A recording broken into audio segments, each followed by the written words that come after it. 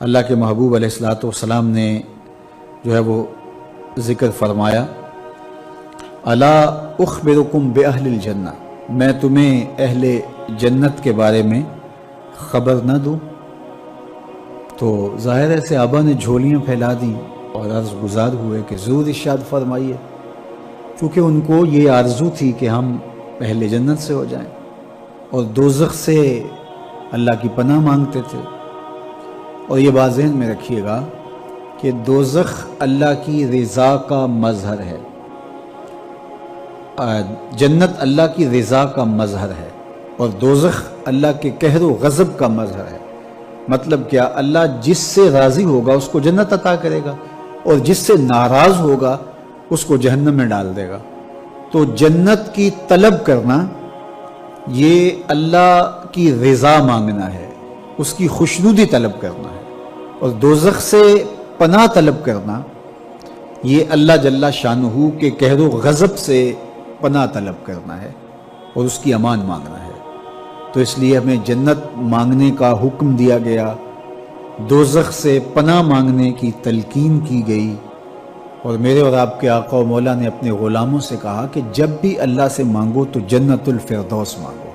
یہ جنت کا اعلیٰ درجہ ہے۔ تو اللہ ہم سب کو جنت کے اعلیٰ مرتبے عطا کرے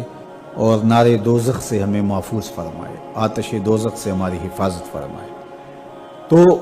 ہر صحابی کی یہ آرزو تھی، تمنا تھی کہ ہم جنت کے مستحق ٹھہریں۔ تو فرمایا کہ الا اخبرکم باہل الجنہ، میں تمہیں اہل جنت کے بارے میں خبر نہ دوں؟ تو پھر ارشاد فرمایا الضعفاء المظلومون، جو کمزور ہیں اور مظلوم ہیں وہ اہل جنت ہیں، ایمان کی شرط کے ساتھ۔ جو مسلمان کمزور ہیں، ظلم و ستم سہتے ہیں، تو آقا کریم نے فرمایا کہ وہ اہل جنت ہیں، چونکہ بہت سارے ان کے گناہ، ان کا کفارہ ان پر ہونے والے ظلم بن جاتے ہیں۔ تو اسی طرح مسلمان جب ظلم اور جبر سہتا ہے تو یہ اللہ جل شانہ اس کو اس کے بدلے میں، اس کے صلے میں جنت عطا کرتا ہے۔ اہل ایمان کو دنیا میں جو تکلیفیں پہنچتی ہیں تو ان تکلیفوں کے بدلے میں ان کو اجر دیا جاتا ہے، حتیٰ کہ جو اہل ایمان کے پاؤں میں کانٹا بھی چبھتا ہے اللہ اس کی بھی ان کو جزا عطا کرتا ہے۔ اور ایک حدیث پاک میں آتا ہے کہ اہل بلا کو جو قیامت کے دن اجر و صلہ عطا کیا جائے گا تو لوگ آرزو کریں گے کاش کہ ہماری کھال اور ہمارا جسم لوہے کی کینچیوں سے کاٹ دیا گیا ہوتا، تو آج جو صلہ اس کا حشر کے روز دیا جا رہا ہے۔ تو مظلوم بن جائیں، کبھی ظالم نہ بنیں، چونکہ ظلم قیامت کے اندھیروں میں سے ایک اندھیرا ہے، اور مظلومیت یہ دخول جنت کا سبب اور ذریعہ ہے۔ تو حالات میں بعض اوقات اس طرح کی صورت بن جاتی ہے کہ یا آپ ظالم بنیں یا آپ مظلوم بنیں، تو اس وقت مظلوم بننے کو اختیار کر لیجئے گا،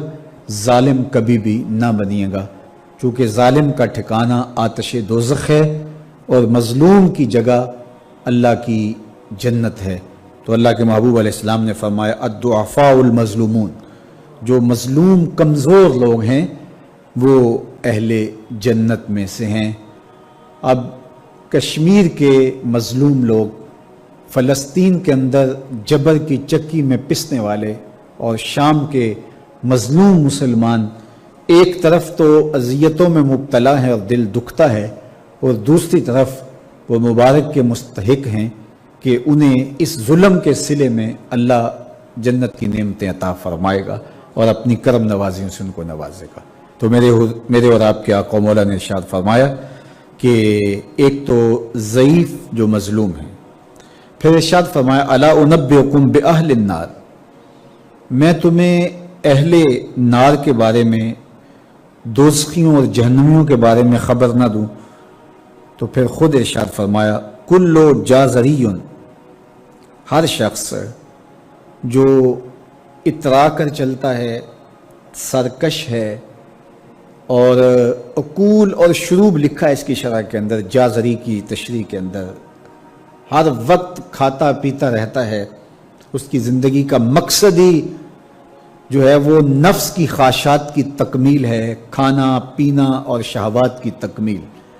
تو وہ دنیا کے اوپر چلتا پھرتا ایک درندہ اور حیوان ہے۔ انسانی قدریں کیا ہے اور زندگی گزارنے کا ڈھب اور سلیقہ کیا ہونا چاہیے اس کو اس کی پرواہ نہیں، بلکہ وہ متکبر، سرکش اور ہر وقت جو ہے وہ عیش و عشرت کی زندگی بسر کرنے والا جازری۔ تو کہا کہ یہ اہل دوزخ سے ہے۔ پھر فرمایا الا اخبرکم بخیارکم، میں تمہیں خبر نہ دوں جو تم میں سب سے زیادہ بہتر ہیں۔ تو پھر جھولیاں پھیل گئیں، تو فرمایا کہ بخیارکم محاسنکم اخلاقا، فرمایا کہ تم میں سے سب سے اچھے وہ ہیں کہ جو اچھے اخلاق کے حامل ہیں، جن کا خلق اچھا ہے، جن کے رویے خوبصورت ہیں، لوگوں سے جو اچھے انداز سے بات کرتے ہیں، اچھے انداز سے پیش آتے ہیں، اور ان کا طرز زندگی خوبصورت ہے۔ تو اچھے اخلاق کا حامل ہونا یہ اچھے ہونے کا ثبوت اور دلیل ہے۔ اور پھر آقا کریم علیہ السلام نے فرمایا الا انبئکم بشرارکم، میں تم میں سے جو شریر ترین لوگ ہیں ان کی خبر دوں، السرسارون المتشدقون المتفہقون، تین چیزیں حضور نے ارشاد فرمائی، سرسارون اور متشدقون۔ سرسارون ان کو کہتے ہیں کہ جو اپنی گفتگو کو کسی مجلس میں جب جائیں تو اس قدر وہ مجلس میں گفتگو کرنے لگ جاتے ہیں کہ کسی اور کو موقع ہی نہیں دیتے، اور یہ وجہ تکبر ہوتا ہے۔ کچھ لوگ تو ایسے ہوتے ہیں کہ بیچارے اپنی بات پوری کرنا چاہیں تو ان کی بات پوری ہو نہیں پاتی، ان سے بات سمٹی نہیں جاتی، یہ ایک ان کی کمزوری ہوتی ہے۔ لیکن کچھ لوگ کبھی ادھر کی کبھی ادھر کی، کسی اور کو بولنے کا موقع ہی نہیں دیتے، تو وہ ہمیشہ بولتے رہتے ہیں، اور یہ تکبر کی وجہ سے جس طرح اپنے آپ کو عقل کل سمجھتے ہیں، اور ایسے لوگ آپ معاشرے میں دیکھتے ہیں۔ علماء نے کہا کہ اس سے وہ لوگ خارج ہیں کہ جن کو خاص طور پہ مدعو کیا گیا ہو کسی موضوع پہ بات کرنے کے لیے، اور سارے لوگ خاموش بیٹھ کے سنیں اور وہ بات کریں۔ تو کسی سے بوڑھا بزرگ تھا، کوئی دانشور تھا، اسی طرح علماء کو بلایا جاتا ہے تو ان کو کہا جاتا ہے ہمیں کوئی نصیحت کیجئے، تو وہ بات کرتے ہیں تو لوگ از خود ان کو سننے کے لیے آمادہ ہوتے ہیں اور تیار ہو کے بیٹھے ہوتے ہیں، تو وہ آدھا گھنٹہ پونا گھنٹہ وہی بولتے رہتے ہیں۔ تو کہا اس میں وہ شامل نہیں ہیں، یہ وہ لوگ ہیں کہ جب مجلس ہو رہی ہو تو سب لوگوں کو برابر بولنے کا حق ہوتا ہے، اور کچھ لوگ تکبر کی وجہ سے بولتے ہی رہتے ہیں، اور وہ سمجھتے ہیں کہ بس مجھے ہی حق ہے بولنے کا، اور وہ کسی کو موقع نہیں دیتے، اور کوئی بولے تو پھر اس کی بات کاٹ کے بولنے لگ جاتے ہیں۔ اور اسی طرح جو ہے جب بولتے ہیں جو ہے وہ ان کا ایک وصف یہ بتایا گیا کہ المتشدقون المتفہقون، کہ وہ باتوں کو جو ہے وہ زبان کو منہ میں پھیر پھیر کے،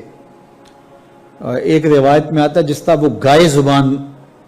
منہ میں پھیرتی ہے، اس طرح وہ منہ میں زبان پھیر پھیر کے، لفظ تراش تراش کے، اور منہ کو ٹیڑھا ٹیڑھا کر کے بات کرتے ہیں، اور وہ مشکل سے مشکل لفظ بول کے، غریب سے غریب الفاظ، اجنبی الفاظ بول کر کے، اور اصطلاحات بول کر کے لوگوں پر اپنے علم کا، اپنی بلاغت کا روب جمانے کے چکر میں لگے رہتے ہیں۔ تو مقصود گفتگو سے معافی ضمیر کا اظہار ہے، کسی تک اپنی بات پہنچانا ہے۔ اگر کوئی شخص نکھری اور ستھری ہوئی زبان کا حامل ہو، وہ الگ بات ہے، ظاہر ہے وہ بولے گا تو اس کی گفتگو ہی خوبصورت ہوگی، اس میں اس کو تکلف نہیں کرنا پڑے گا، خود بخود الفاظ، تراکیب اس کے پیچھے بھاگتی رہیں گی اور وہ خوبصورت کلام کرنے کا عادی ہے اور وہ کرتا رہے گا، وہ تو ایک امر آخر ہے۔ لیکن یہاں وہ لوگ مراد ہیں کہ جو خام خواہ کا تکلف کرتے ہیں اور زبان کو بل دے دے کے اور منہ بگاڑ بگاڑ کے مشکل لفظ بول کے اصطلاحات بول کے لوگوں پر اپنے علم کا روب جمانے کے لیے کہ میں بڑا بلیغ ہوں اور بڑا فصیح ہوں،